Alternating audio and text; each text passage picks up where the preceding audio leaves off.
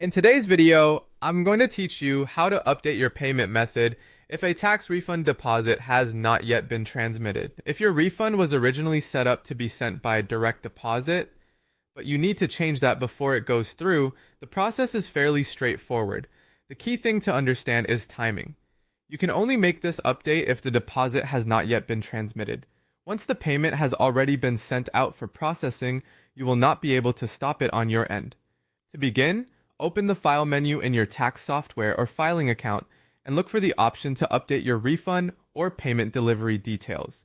This is where you can make changes if the system still allows it. Take a moment to carefully review the status of your filing before you do anything else. If the refund is still pending transmission, go ahead and update the information as needed. Be sure to double check everything you enter so there are no delays caused by incorrect banking details. If the return has already been accepted and the direct deposit can no longer be changed before transmission, the next part of the process requires a little patience.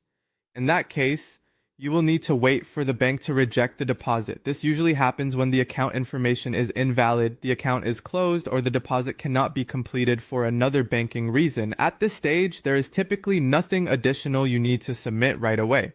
The important thing is simply to allow the banking system and the IRS to complete that failed deposit cycle.